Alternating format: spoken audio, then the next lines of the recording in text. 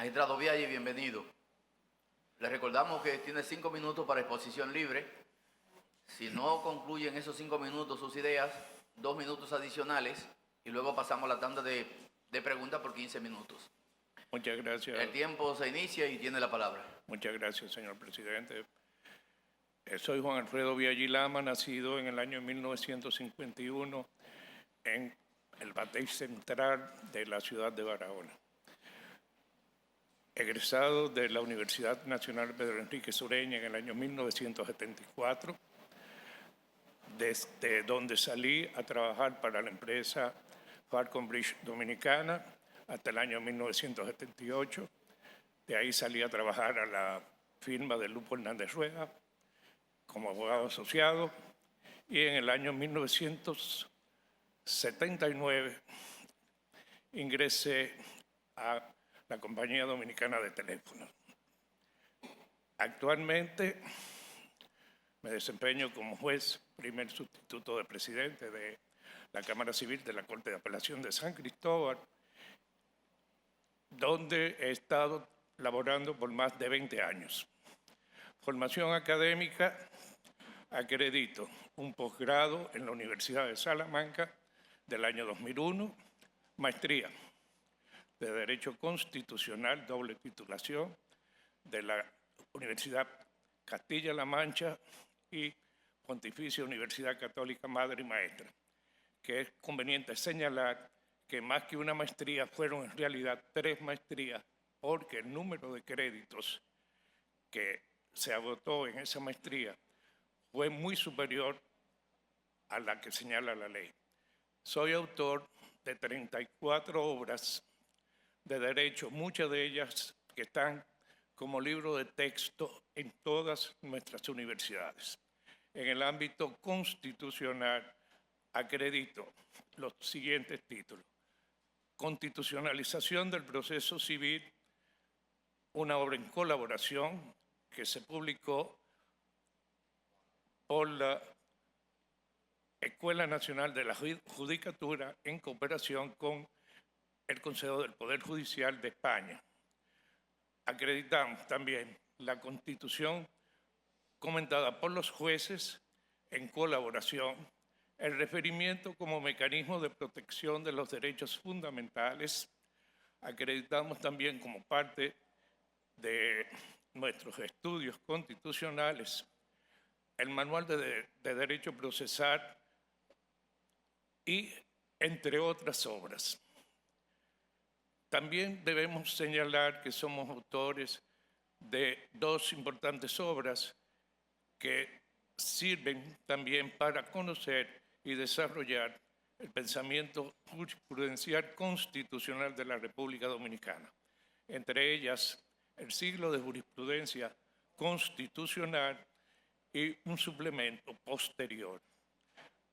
Hemos sido docentes de la Escuela Nacional de la Judicatura en el ámbito de Derecho Constitucional desde 1999, cuando se fundó la escuela. Y me someto al escrutinio de los miembros del Consejo. Preguntas, ¿quiénes tienen? Magistrado Fran Soto. Gracias. Con Juan Alfredo Vialle se puede hablar de todo un poco, porque tiene experiencia en el ámbito judicial, en toda la materia. Sin embargo, hay figuras, magistrado Vialle, que son prácticamente nuevas. Antes no se hablaba de eso. Sentencia exhortativa, sentencia interpretativa, son propias del sistema constitucional. Nos gustaría que usted, por favor, nos ampliara un poco estos conceptos nuevos de la sentencia interpretativa y exhortativa que emite el Tribunal Constitucional y me gustaría saber con qué tanta frecuencia se producen estas sentencias. Gracias. Bien, uno de los principios que animan el derecho constitucional es el principio de legalidad. En ese sentido, los tribunales constitucionales tienden a, las más de las veces, evitar la expulsión del sistema de una ley con el propósito de evitar lo que se conoce como el vacío legislativo. Y en ese aspecto, esos tribunales pueden dictar sentencias aditivas, sentencias interpretativas, que lo que pretenden es no declarar la norma atacada de inconstitucionalidad y con ello excluirla del sistema, sino darle una interpretación a esa norma que sea o esté de acorde o de acuerdo a el texto y el espíritu de la Constitución. Sentencias aditivas, por ejemplo, el tribunal lo que hace es adicionar un criterio al texto legal para, vuelvo y repito, evitar la exclusión de la norma del sistema.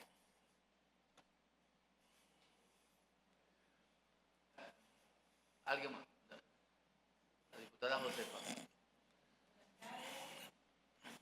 Buenas tardes, magistrado Juan Alfredo Biaggi Lama. Yo uso sombrero, pero debo decir que me inclino reverentemente ante usted por todo lo que es la valoración de su trabajo, de su historial profesional. Muchas gracias, señora diputada. ¿Puede usted explicar a nosotros sobre lo que es el control constitucional concentrado, difuso y mixto? Muy bien. En nuestro ordenamiento constitucional o nuestro sistema es un sistema muy híbrido.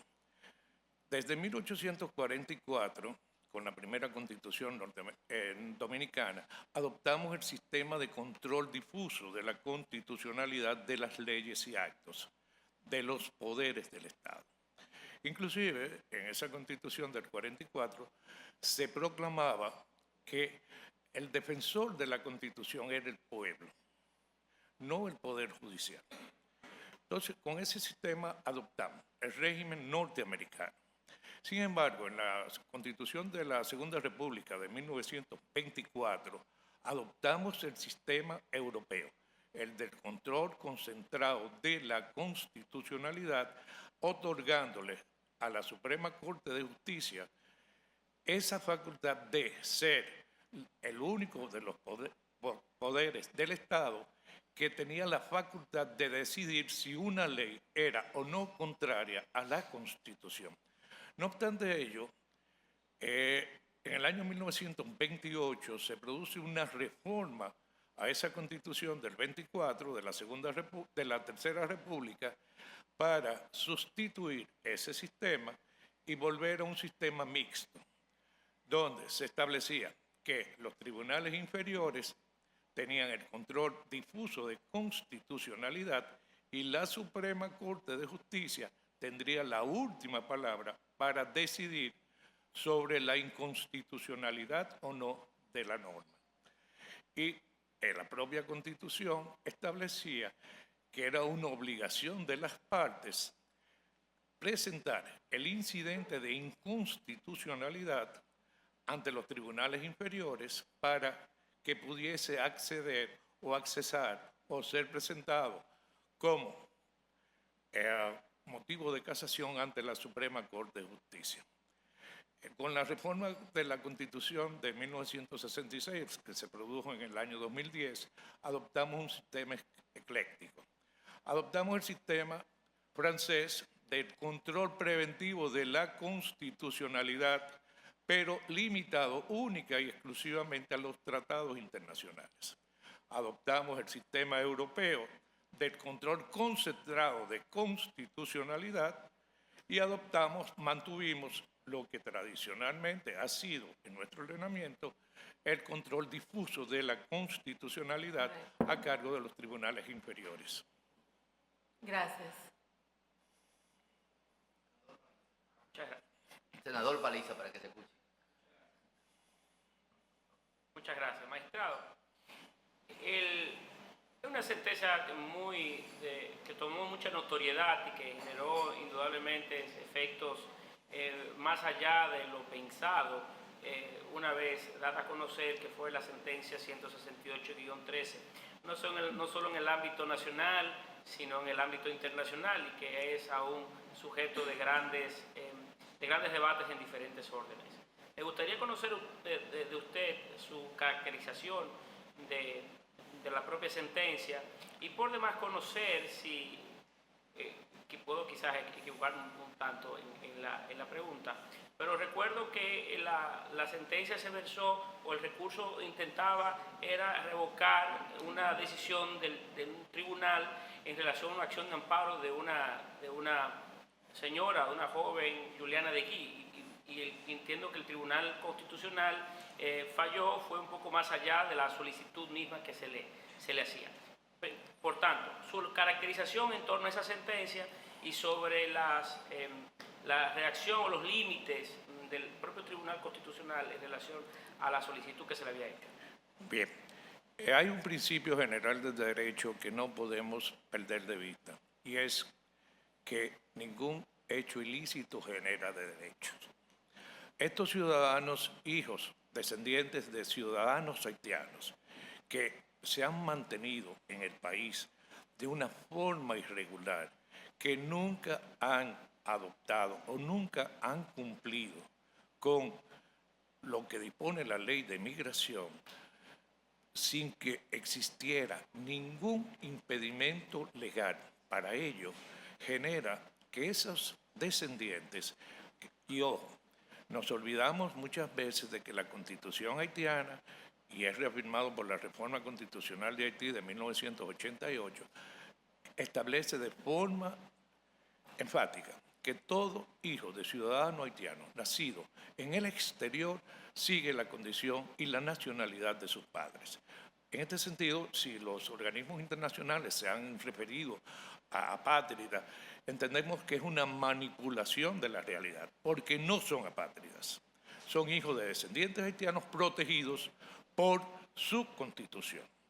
En consecuencia, creo que fue una gran sentencia que puso término a una situación de ilegalidad, de irregularidad, y que provocó que ustedes, los senadores y diputados, dictasen la ley de regularización, que hasta el momento ha sido un éxito y que está sirviendo de ejemplo para otros países latinoamericanos que viven esta situación. Otra pregunta, magistrado. Quizá podemos seguir profundizando un poco en el tema anterior, pero no lo haré porque sé que el tema apremia. Su valoración sobre la ejecución de las decisiones del Tribunal Constitucional, sobre todo cuando ella de alguna manera se encuentra en contraposición con decisiones decisiones dadas por la Suprema Corte de Justicia. Se conoce, inclusive con alguna carácter reciente, que algunas decisiones del Tribunal Constitucional han sido, se han reencontrado con decisiones sobre todo en materia administrativa. Su valoración en torno al tema. Por mandato expreso de la Constitución, hay que reconocer que el Tribunal Constitucional es un órgano suprapoder, que está por encima de los tres órganos tradicionales en que se divide el Estado Nacional y por ende se les imponen. Ese choque de tren, como definía un jurista que fue hasta hace unos años presidente de la Suprema Corte de Justicia, se preveía. Y las decisiones que toma el Tribunal Constitucional es en observancia y resguardo del mandato constitucional. Los jueces somos humanos, podemos equivocarnos, no tenemos el control de todo el andamiaje y podemos incurrir en errores o en inobservancia, que el magistrado me excuse, podemos incurrir en inobservancia de mandatos constitucionales, porque el senador Parliza, usted como abogado que varios de los miembros del Consejo saben, que lamentablemente nosotros tenemos el sistema francés, donde nunca en nuestra formación profesional se nos vinculó derecho adjetivo con derecho sustantivo. Y por eso vemos que la ley es, para la mayor parte de los abogados, la norma suprema, desconociendo que tenemos una norma superior que es la Constitución. Y es un punto que voy a expresar, y lo he expresado muchas veces en la Escuela Nacional de la Judicatura y en mis posgrados como profesor de posgrado en área constitucional. Si entendemos si nos apoderamos de la Constitución, podemos ir mucho más allá de lo que hasta el momento tenemos como normas. Magistrado Mariano, hermano.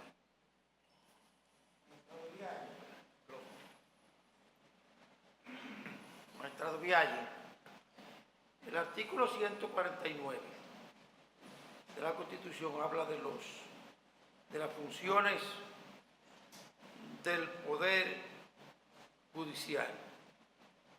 El 169 habla de las funciones del Ministerio Público. Doctrinalmente, cuando se habla de las funciones de uno y de otro, se dice funciones básicas de, funciones básicas de. ¿Significa eso que es un sistema de cooperación? En el ámbito, es un sistema de cooperación o de complementación, si podemos usar el término, que no creo que sea muy castizo. ¿Por qué? Porque ambos poderes forman parte de lo que se conoce como poder judicial. El Ministerio Público está llamado a perseguir los delitos y crímenes y los jueces estamos llamados a aplicar la ley. Y en ese aspecto es una labor de compenetración. No es una labor que debemos, como muchas veces se ve en la prensa, una labor de que estamos peleándonos como perros y gatos. No es, esa no debe ser la función, sino de complementarnos y complementar las labores de cada uno de esos órganos que conforman el Poder Judicial. Semánticamente, se habla del derecho constitucional como derecho sustantivo y del derecho ordinario como derecho adjetivo. ¿De dónde viene? Y es lo que semánticamente, ¿por qué categorizar a quien ejecuta la acción y cómo se ejecuta la acción?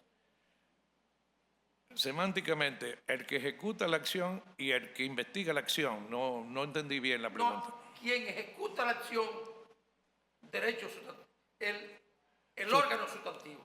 Perfecto. Magistrado La presidente. modalidad de la ejecución, derecho adjetivo. Perfecto.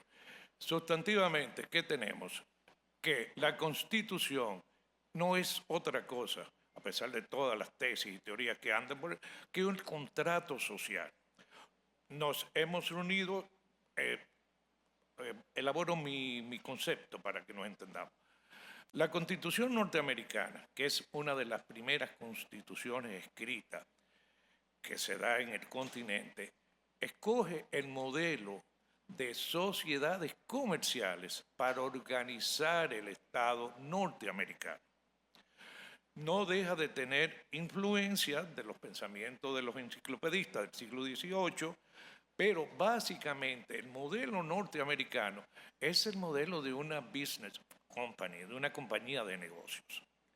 Entonces, si estamos bajo un pacto, un contrato de sociedad, ese pacto, ese contrato de sociedad que está por encima de todos, inclusive por encima de la ley, es el que debe primar. El contrato social. Y ese contrato social es el que va a trazar las pautas conductuales generales. De ahí que se hable de la supremacía de esa Constitución, porque es el contrato donde todos, de una forma u otra, yo decía recientemente en un evento, somos todos socios de una compañía que se llama República Dominicana, porque somos todos socios, con derechos y con obligaciones, porque usualmente nada más hablamos de derechos, y se nos olvida que la Constitución nos habla también, el 75, 76, no 76, nos habla, gracias diputada, nos habla de deberes fundamentales. Y entre uno de los principales deberes fundamentales está el respeto a la Constitución. Muchas gracias, magistrado. Muchas gracias, señor presidente. Gracias por su presentación y mucha suerte. Gracias, presidente.